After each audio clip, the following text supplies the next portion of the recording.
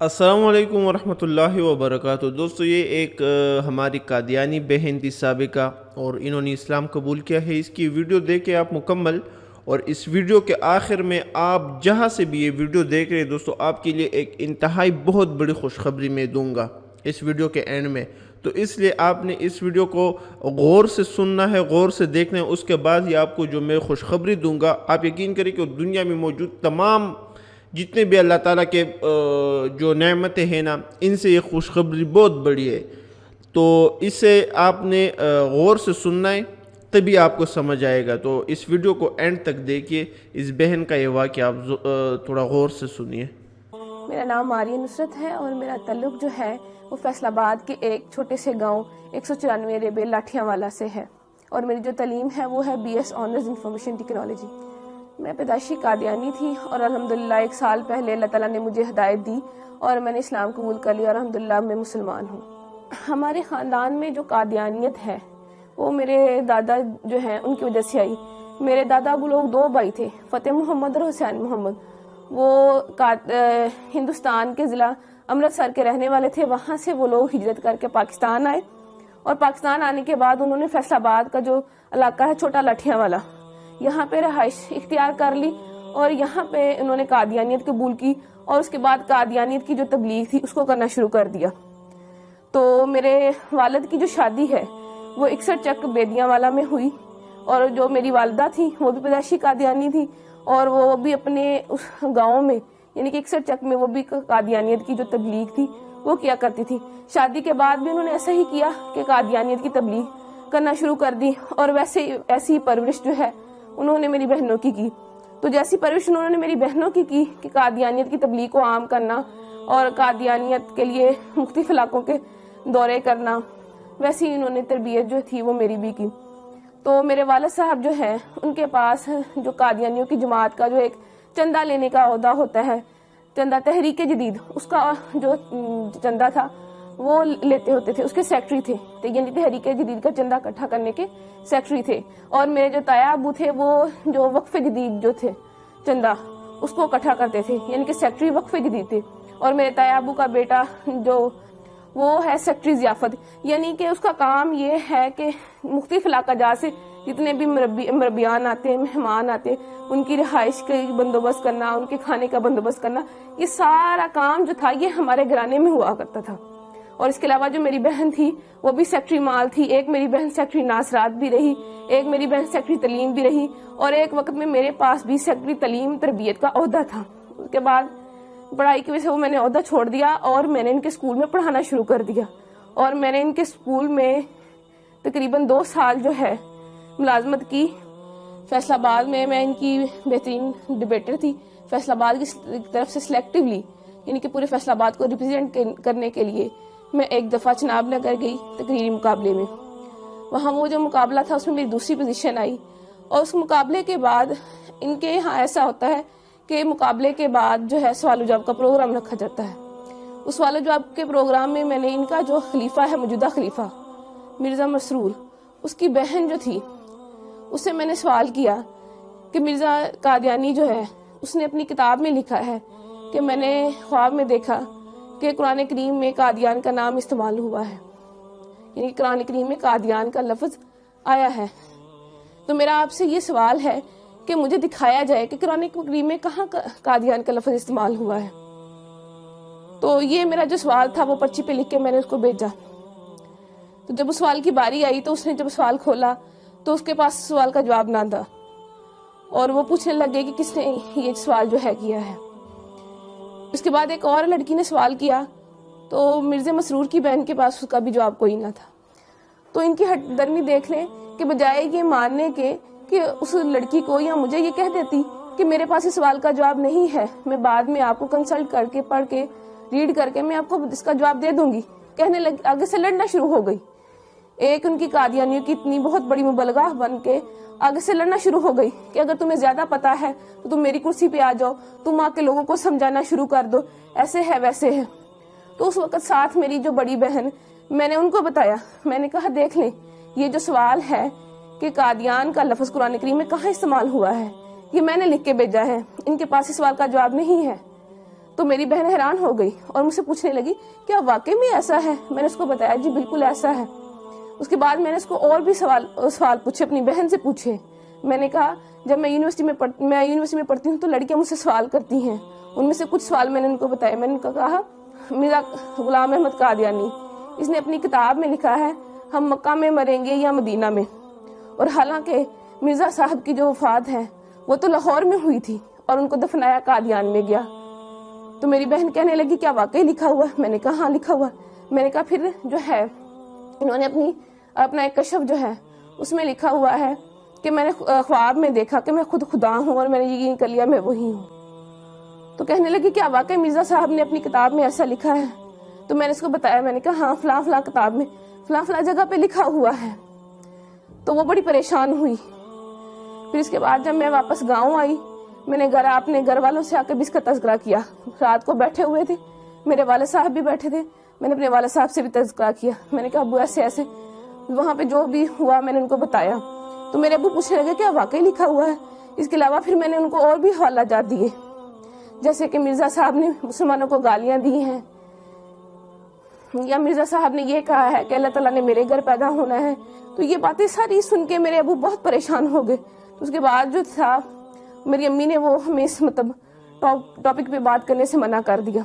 میرے اسلام قبول کرنے کی وجہ کچھ یوں بنی کہ میں نے تعلیم مکمل کرنے کے بعد ایک اسکول میں جو ہے بطور ٹیچر انٹرویو دیا اور وہاں میری سلیکشن ہو گئی۔ ایک دن ہم بریک کے وقت بیٹھے ہوئے تھے تو اچانک مذہبی گفتگو جو تھی وہ شروع ہو گئی۔ تو ہمارے اسکول کے جو پرنسپل صاحب تھے انہوں نے قادیانیت کے موضوع پہ بات کرنا شروع کر دی۔ تو چونکہ میں قادیانی تھی تو میں نے بھی اس میں حصہ لینا شروع کر دیا۔ میں نے بھی ان کو بتایا کہ قادیانیت کے میں فضائل و مراقب جو تھے وہ انہیں بتانا شروع کر دیے، کیا قادیانیت ایسے ہے ویسے ہے، یعنی کہ قادیانیت کی ایک بڑی اچھی تصویر میں نے ان کو بتانا شروع کر دی۔ لیکن وہ جو تھے پرنسپل صاحب ان کو پتا تھا کہ قادیانیت کیسا کفر ہے، کیسی غلاظت ہے، کیسی گندگی ہے۔ تو انہوں نے قادیانیت کی جو عقائد تھے وہ بتانے شروع کر دیے کہ قادیانی جو ہے تو نعوذ باللہ مرزا قادیانی خود کو خدا کہتا ہے، خود کو محمد رسول اللہ صلی اللہ علیہ وسلم کہتا ہے، توبہ نعوذ باللہ کلمہ کی توہین کرتا ہے اور مسلمانوں کو گالیاں دیتا ہے، اہل بیت اطہار کی شان میں گستاخی کرتا ہے، صحابہ کی شان میں گستاخی کرتا ہے۔ جب یہ تمام باتیں میں نے سنی تو میں اتنا ڈر گئی کہ میں بہت زیادہ خوفزدہ ہو گئی، اور مجھے بالکل جو تھا وہ چین نہیں مل رہا تھا کہ کیسے ایک شخص جس کو ہم نبی مانتے ہیں وہ کیسے اتنی گستاخیاں کر سکتا ہے، کیسے اللہ پاک کی شان میں گستاخی کر سکتا ہے یا آپ صلی اللہ علیہ وسلم کی شان میں گستاخی کر سکتا ہے۔ تو میں گھر آتی ہوں تو میں سو جاتی ہوں، اور میں نے جب خواب دیکھا تو میں وہ خواب دیکھ کے بہت ڈر جاتی ہوں۔ خواب کچھ اس طرح ہے کہ میں اپنے گھر کے باہر موجود ہوں، گرمیوں کے دن ہے، سخت گرمی ہے، اور میں گلی میں اکیلی موجود ہوں، میرا سر بھی ننگا ہے اور میرے پاؤں بھی ننگے ہیں۔ تو میں ڈر کے مارے دوڑنا شروع کر دیتی ہوں کہ مجھے کوئی مار نہ دے۔ بہت دوڑتی ہوں، اور پھر جب دیکھتی ہوں اپنے آپ کو ایک قدم بھی میرا آگے نہیں بڑھتا۔ اس بات سے میں بہت پریشان ہو جاتی ہوں کہ میں نے اتنی محنت کی، اتنی دوڑی، اتنی جو ہے ہمت کی میں نے، لیکن اللہ تعالیٰ نے میرا ایک بھی قدم آگے نہیں بڑھایا۔ اسی وقت میری آنکھ کھل جاتی ہے اور میں دیکھتی ہوں کہ میرا پورا جسم جو ہے وہ پسینے سے شرابور ہے اور مجھے اپنے آپ سے بہت گندی بدبو آتی ہے۔ پھر اس کے بعد یہ خواب جو ہے مجھے متواتر آیا، اور جب بھی آتا مجھے ایسے ہی ڈرا جاتا۔ اس کے بعد چند دن بعد میں اسکول گئی تو وہ جو اسکول کے پرنسپل صاحب تھے وہ مرزا قادیانی کی کتابیں لے کے، روحانی خزائن کی مختلف جلدیں لے کے بیٹھے ہوئے تھے۔ انہوں نے مجھے بلایا اور مجھے کہنے لگے کہ جو جتنی باتیں میں نے تمہیں، یعنی کہ جتنے قادیانیوں کے عقائد میں نے تمہیں بتائے ہیں، اگر میں تمہیں ان کتابوں سے دکھا دوں تو کیا تم یقین کر لو گی؟ میں نے انہیں کہا جی میں ضرور یقین کروں گی۔ تو انہوں نے جو ہے کتابیں کھولی اور جتنی باتیں جو میں نے آپ سے پہلے بیان کی انہوں نے مجھے مرزا قادیانی کی کتابوں میں سے دکھائیں، اور وہ کتابیں مرزا قادیانی کی لکھی ہوئی تھی، روا کی جو ہے ضیاء الاسلام پریس وہاں سے شائع ہوئی تھی۔ اس کے بعد جو ہے میری ملاقات، جو میرے دماغ میں شکوک و شبہات تھے یا سوالات تھے تو ان کو دور کرنے کے لیے میری جو ملاقات تھی وہ ایک سابق قادیانی جو کہ اب مسلمان ہو چکے ہیں اور ختم نبوت کے بہت بڑے مبلغ ہیں، عرفان محمود برق صاحب، ان سے میری ملاقات ہوئی۔ تو انہوں نے جتنے بھی میرے شکوک و شبہات تھے وہ سارے دور کیے، اور قادیانیت کی جو غلاظتیں تھی جو مجھ پہ نہیں کھلی تھی وہ کھول کھول کر مجھے بیان کی، اور ان کی جو کتاب تھی قادیانیت سائنس و اسلام کے کٹہرے میں انہوں نے مجھے وہ پڑھنے کے لیے دی۔ تو اس کو پڑھ کے جتنے بھی میرے دماغ میں سوالات تھے وہ سارے کے سارے وہ ختم ہو گئے۔ تو اس کے بعد پھر میں نے مرزا قادیانی پہ اور قادیانیت پہ کروڑوں لعنتیں بھیجنے کے بعد آپ صلی اللہ علیہ وآلہ وسلم کی غلامی میں آ گئی اور کلمہ طیبہ پڑھ کے اسلام قبول کر لیا۔ اس کے بعد جب میں گھر گئی میں نے اللہ تعالیٰ سے جا کے دعا کی کہ اللہ تعالیٰ مجھے کوئی رستہ بتا، کہ مجھے کوئی ایسا نشان دکھا کہ مجھے پتہ چل سکے کہ میں نے آج جو کیا میں سچ پہ ہوں، میں حق پہ ہوں۔ تو میں سو گئی، تو میں نے وہی خواب جو میں پہلے دیکھتی تھی اور میں ڈر جاتی تھی، وہی خواب مجھے دوبارہ آیا کہ میں اپنے گھر کے باہر موجود ہوں، گرمیوں کے دن ہے، سخت گرمی ہے، اور میں ڈر کے مارے بھاگنا شروع کر دیتی ہوں۔ لیکن اس دفعہ معاملہ جو تھا وہ الٹ ہو گیا کہ جب میں ڈر کے مارے میں بھاگنا شروع ہوئی تو بھاگتے بھاگتے کہ میں پکی سڑک پہ پہنچ گئی، تو میرا سر جو پہلے ننگا ہوتا تھا اس پہ ایک سفید چادر آ گئی خود بخود، اور میں نے دیکھا کہ میرے سامنے ایک شخص احرام باندھے کھڑا ہے۔ جب میں نے اپنی نظریں اوپر اٹھائیں تو میں نے سبز گنبد اور مینار کو پایا۔ تو اس کے بعد میری آنکھ کھل جاتی ہے اور مجھے اپنے آپ سے جہاں پہلے پسینے کی بدبو آتی تھی، اب مجھے اپنے آپ سے اتنی اچھی خوشبو آنے لگ گئی۔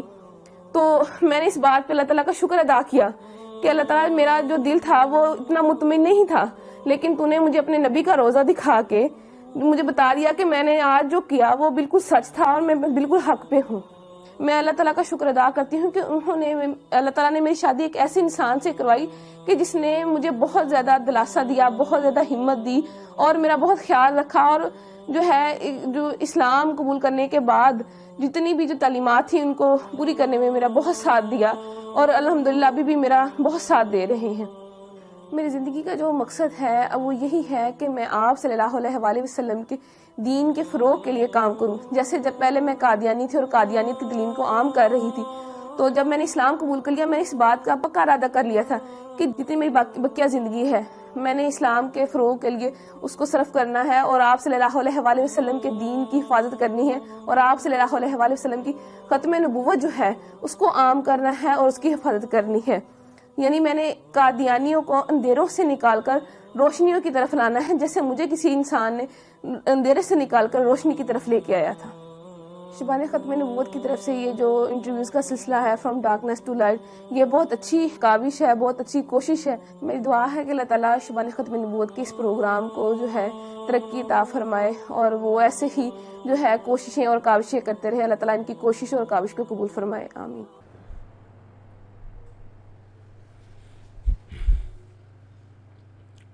تو دوستو ویڈیو آپ لوگوں نے دیکھ لی، اور اس بہن کا یہ خوبصورت واقعہ بھی آپ لوگوں نے سن لیا، کیسے انہوں نے یہ مکمل سفر طے کیا ہے، اور ایک سخت کٹر قادیانی سے کیسے اب وہ ختم نبوت کی دعوت دے رہی ہے اور اللہ کی سچے دین کی تبلیغ کر رہی ہے۔ اس میں دوستو یہ ایک بات تھی جو میرے ذہن میں بہت دل میں اور دماغ میں آئی، اور وہ خوشخبری جو میں نے آپ کو شروع میں کہا تھا وہ بھی کچھ ایسے ہی دوستو۔ اصل میں آپ لوگ اس بہن کے واقعہ آپ لوگوں نے سن لیا ہے نا، اور جیسا کہ یہ کہہ رہی تھی کہ جب مجھے پتہ چلا کہ انہوں نے گستاخیاں کی رسول اللہ صلی اللہ علیہ وسلم کی، تو ایک یعنی کہ آپ سوچ لیں کہ ایک ایسے انسان کے دل میں بھی رسول اللہ صلی اللہ علیہ وسلم کی اتنی محبت ہے کہ یار کیسے ان کے بارے میں غلط الفاظ وہ کہہ سکتا ہے۔ اس کے بعد جو دوسری بات جو آپ لوگوں نے اگر غور کی ہو تو انہوں نے جو سپنا دیکھا ہے وہ بھی کافی یعنی کہ اللہ کا بہت بڑا رحم ہے۔ اگر وہ یہ سپنا وہ نہ دیکھتی تو شاید کہ مطلب کہ یعنی کہ یہ سپنا جو ہے اس کے لیے اللہ نے ایک ذریعہ بنایا ہے۔ تو ایک اور ویڈیو میں نے اپلوڈ کی تھی دوستو، اگر آپ میں سے کسی دوست نے دیکھا ہو، جو ایک عیسائی تھا اور اس نے اپنے زمانہ عیسائیت میں جب وہ عیسائی تھا اس وقت اس نے رسول اللہ صلی اللہ علیہ وسلم کو سپنے میں دیکھا تھا، تو وہ ویڈیو آپ لوگ غور سے وہ بھی دیکھ لیں، وہ آپ کو بہت پسند آئے گی۔ تو میرے کہنے کا مطلب یہ دوستو کہ اللہ تعالیٰ کے چنے ہوئے لوگ جو ہوتے ہیں وہ بہت ہی کم ہوتے ہیں، بہت ہی زیادہ کم ہوتے ہیں۔ قرآن مجید میں اگر آپ دیکھ لیں تو اکثر لوگ جو ہے وہ غافل ہے، اکثر لوگ گمراہ ہے، اکثر لوگ جو ہے وہ خواہشات کے پیچھے چلتے ہیں۔ اس بہن کے ساتھ جو کچھ پیش آیا ہے یہ ان پر اللہ کا خاص رحم ہے، اور یہ رحم آپ پر بھی اللہ نے کیے، وہ میں آپ کو بھی بتاؤں گا کہ وہ کیسے۔ آپ لوگ خود آپ لوگوں نے سن لیا کہ کیسے اس بہن پر یعنی کہ اللہ نے دروازے کھولے آہستہ آہستہ۔ پہلے جب وہ اسکول میں ٹیچنگ کرنے گئی، پھر وہاں پر بحث مباحثہ ہوا، پھر اس کے بعد سپنے وغیرہ دیکھے، تو یہ اللہ کا رحم ہوتا ہے، اور یہ ہر انسان پہ نہیں ہوتا دوستو۔ آپ خود دیکھ رہے، آپ ابھی یہ جو ویڈیو دیکھ رہے، اب تک آپ یہ ویڈیو دیکھ رہے، آپ کے دل میں ایک محبت ہے اللہ کے دین کا، اللہ کے دین سے آپ کو پیار ہے اللہ، اور دل میں آپ کے دل میں ایک دینی جذبہ ہے، یہ بہت کم لوگوں کے دلوں میں ہوتا ہے. میری یہ ویڈیوز ہوتے ہیں جو اچھی ویڈیوز جاتی ہے جو بہت بہترین ہوتی ہے وہ 4-5-6 لاکھ لوگ دیکھ لیتے. یہ 4-5-6 لاکھ لوگ یہ دنیا کی آبادی کے مقابلے میں انتہائی کم ہے, 0.001% بھی نہیں ہے. آپ لوگ سانگز کی ویڈیو, میوزکس کی ویڈیو, فحاشی والی ویڈیوز دیکھ لیں, ملینز اور بلینز لوگ دیکھتے ہیں, لیکن آپ ان میں نہیں ہے اور آپ ابھی تک یعنی کہ اسلامی ویڈیوز دیکھتے ہیں, آپ کے دل میں شوق ہے. تو اس میں ہمارا اور آپ کا کوئی خاص کردار نہیں ہے اور نہ ہی اس میں ہماری کوئی بڑی وہ ہے محنت ہے یا کچھ اور. یہ صرف اور صرف اللہ کا رحم ہوتا ہے, اللہ کا کرم ہوتا ہے. تو جتنا بھی آپ لوگ ہو سکے اس پر اللہ کا شکر ادا کیا کرے اور اس پر جتنا بھی اللہ سے ہو سکے. آج کل کے اتنے فتنے کے دور میں بھی آپ لوگ مطلب کہ دین سے محبت رکھنے والے لوگ ہیں اور جو بے حیائی ہو رہی ہے ملک میں اس پر آپ لوگ خفائے, جو اللہ کے دین کی دشمنیاں ہو رہی ہے, جو سودی نظام آ رہے ہیں, ان میں آپ لوگ یعنی کہ دل میں انسان ہر مومن مسلمان اس پر دل میں غمزدہ ہوتا ہے. تو یہ اللہ کا رحم ہوتا ہے, اس پر شکریہ ادا کرے اللہ کا, اور جتنا ہو سکے اس طرح کے کنٹینٹ کو اپنے دوستوں کے ساتھ بھی شیئر کیا کرے اور جتنا ہو سکے اپنے جو ہر انسان کا جتنا بھی وس ہو اس کے متعلق اسے چاہیے کہ وہ اللہ کے دین کی دعوت دے. تو امید کرتا ہوں کہ ویڈیو آپ کو پسند آئی ہوگی. اسے کوشش کرے کہ اپنے دوستوں کے ساتھ بھی شیئر کرے اور اس کے بارے میں اپنی قیمتی رائے مجھے کمنٹ کے ذریعے ضرور بتائیں. اور اس طرح بہت ساری اور بھی مسلمانوں کی ویڈیوز ہیں انگریزوں کی جنہوں نے اسلام قبول کیا ہے, تو وہ بھی آپ میرے چینل پر دیکھ سکتے ہیں. اس کے لیے بھی آپ چینل وزٹ کر سکتے ہیں. والسلام.